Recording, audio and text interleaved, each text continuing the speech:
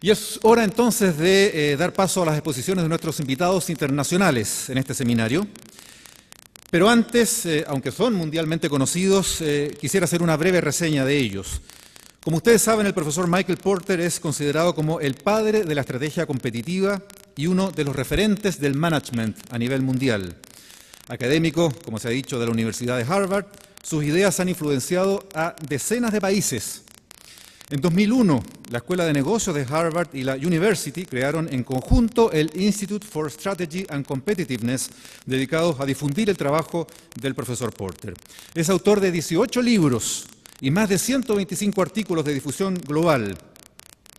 Ha recibido una enorme lista de reconocimientos por su destacada carrera académica y ha sido además consultor de las más importantes compañías como Caterpillar, DuPont, Procter & Gamble, Royal Dutch Shell, entre muchas otras. Su libro, La ventaja competitiva de las naciones, es un clásico que se enseña en las escuelas de negocios de todo el mundo y que ha guiado la política económica, además de muchos países. En los últimos años, el profesor Porter ha dedicado creciente atención en sus investigaciones a la filantropía y al rol de las corporaciones en la sociedad. Su artículo en conjunto con Mark Kramer en el Harvard Business Review, titulado La nueva agenda de la filantropía, creando valor, ha introducido un nuevo modelo para desarrollar estrategias en las fundaciones y otras organizaciones de este tipo. Sin más preámbulos, entonces, quisiera dejar con todos ustedes al profesor Michael Porter. Profesor, por favor.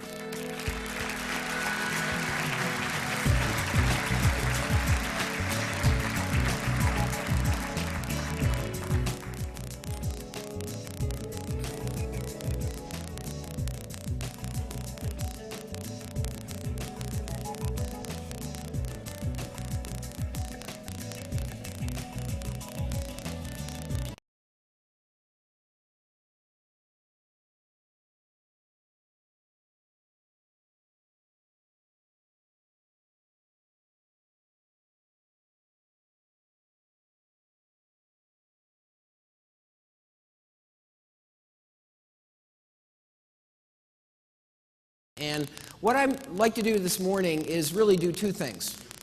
First of all, I'd like to talk about competitiveness, because I think that despite the progress that Chile has made as a country, competitiveness remains really the central fundamental challenge.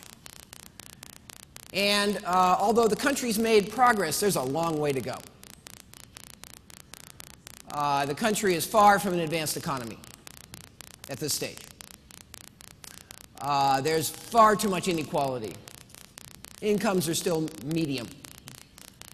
And despite the remarkable leadership that Chile has offered in terms of government and in terms of opening, in terms of embracing free market principles, there's lots of work to be done. So I'd like to talk a lot about competitiveness, because I think it's very important at this particular moment that we understand very clearly what that means. So I'd like to talk about competitiveness, and I'd like to share with you some of our latest learning on this subject from working around the world. And then I'd like to do something I probably shouldn't do. And that is, I'd like to try to give you a bit of a scorecard of how Chile's doing right now. And I shouldn't do this because there's no good will come of it. I'll just get a lot of criticism. It always happens. But I think it's important for you to know what an outsider sees when he looks at this country and where you are in your economic trajectory. And then I'd like to conclude by saying that I think the missing link right now in Chile is a strategy. I don't think Chile has a strategy. I think the country has some goals. You want to be a developed country. Great. You want to eliminate poverty. Great. You have some very ambitious goals. There's a lot of policies being improved right now. The minister and his team that we just heard from are marvelous. And they're doing great work. And they're working on all kinds of specific policies. And every time I talk to another member of the government, there's more policies that they're working on. Dozens and dozens and dozens of policies. But we have a gap between the goals and all these little policies. And that gap is a strategy.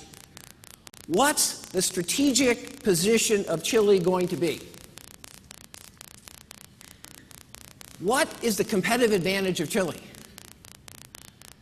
What shape could its economy take over the next 5 or 10 or 20 years? We can't just be debating these little issues politically and having little fights about this policy and this policy. This country needs a strategy. And that whole notion of strategy is a little uncomfortable in Chile, because in Chile you have embraced free market principles. That's great. But sometimes free market principles get misinterpreted as meaning you just stand back and laissez-faire. Let the market work. But that's not the way countries get great. They get great by having a coherent, concerted vision where business and government and labor and other aspects of society have an understanding of where the country has to go, what problems have to be addressed. And I think Chile at this moment, in a way, lacks a strategy. I'm not trying to be critical. I think the country has an excellent government. I think a lot of progress is being made. I think a lot of the right steps are being taken. But I'd like to suggest at the end that we step back and think a little bit more broadly and strategically about the country. And then we can look at individual policy improvements in a bigger context. And then we won't have little debates anymore. We'll have big debates and discussions about the direction. And I believe that if we can kind of elevate this discussion to a higher level in Chile, you'll make a lot more progress. Right now, in a way, the Chilean economy is stuck. You've done about as much as you can do with the current model. And now, as we've heard already this morning, we have to jump to a new model. We know that innovation is going to be part of that model. We know that more skill is going to be part of that model. But the question is kind of what's that path, given where we're starting today? Given that, thankfully, growth has resumed. Given that, thankfully, the country is creating jobs again, now what's the path we need to be on? So let's begin and talk about competitiveness, and I'm not quite sure, there we go, I think we'll start there. I could go on all day on this topic, and unfortunately I don't have all day, and we need to really hear from Jim anyway. So let me start in really the middle of my presentation and just sort of summarize the way I see the economic situation facing this country roughly today. Again, I want to apologize for any, I'm not a deep expert on the country and all the economic statistics, but I want to give you at least an outsider's impression of the country. First of all, I think this country has done a marvelous job of managing through the global economic crisis. The macroeconomic policies are excellent. The country has done a good job on the big issues of eliminating corruption and having an effective government that's transparent. And that's been a tremendous asset. And that's why the country has bounced back so quickly. The country still is outperforming many of its Latin American peers. But I think, as we'll see later, if you compare yourself to your neighbors, you look relatively good. If you compare yourself to who you want to be, you don't look good. And, it's like, what league are you playing in? In baseball in America, we have the single A, and then we have double A, and then we have triple A, and then we have the major league. And compared in the minor league, you look pretty good. You look pretty good compared to some of the neighbors. But boy, compared to those countries that you aspire to be, and you have every right to aspire to be, performance is only so-so. Prosperity growth remains respectable. Poverty has been going down. All those things are good. One of the most exciting things that's happened recently in Chile is you've started to create jobs. After sort of a very depressing period of not creating jobs. And those jobs are better and better. They're salaried jobs. They're not just self-employment. There's good signs. Women are starting to move into the workforce in Chile in greater numbers. That's a very, very good sign. So this is a tremendous thing to be optimistic and encouraged about. And I think this progress is a reflection of the sound, particularly macroeconomic policies, the quality of government in terms of the talent in government in this country, the confidence that has been rebuilding in the country. All these things, and I should also say the rebuilding of the country because of the earthquake isn't hurting in terms of economic growth. But all these things are good. And yet, I don't believe that we should be satisfied. Because there has been a relative slowdown in growth. Yes, it's picked up recently. Whether it stays at current levels for year after year after year is an open question, but I think if we actually look realistically, there's been a bit of a slowdown, particularly compared to some of our peers. Inequality remains stubbornly high in this country in terms of the differences of income. The most scariest thing about Chile is that productivity growth has stagnated. We'll talk a lot about productivity. Productivity is the fundamental, most important thing that determines economic success, with no close second. If you want to be prosperous, you have to be productive. Productive is when you can generate a lot of output in a day of work. Productivity growth has stagnated. And to the extent that you're growing productivity, it's based mostly on capital investment, not on innovation. And we found that kind of the traditional ways of growing productivity, migrating labor out of less productive sectors into more productive sectors, has slowed down. And this is the bottleneck. Productivity is the bottleneck facing the Chilean economy. We just have to become more productive. And we'll talk about that a little bit later on.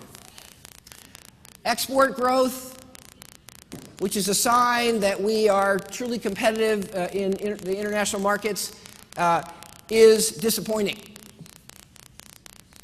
You know, Chile has exports, but if you remove the effect of resource price increases, you don't see much real export growth. You don't see much real export diversification in the economy.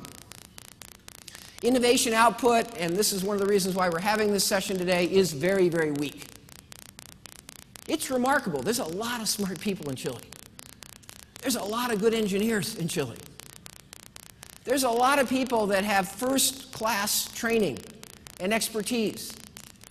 There's a lot of Chileans that are very tuned in to the global economy, the knowledge economy, very international, very cosmopolitan.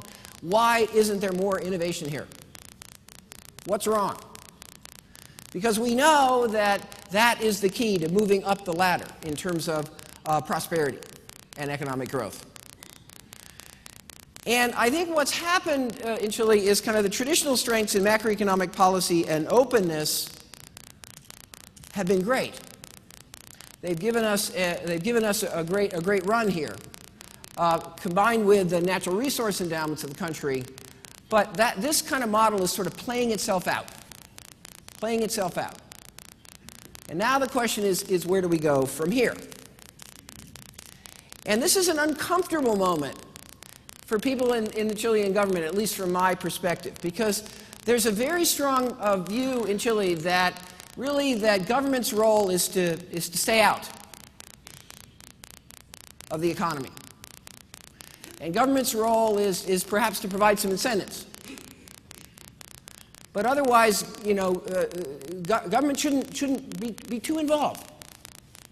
But yet we have some fundamental things that have to get done in Chile in terms of building technological resources, training the people, and others that are almost inherently heavily based on effective government, playing a more positive role, not just getting out, but playing a more positive role.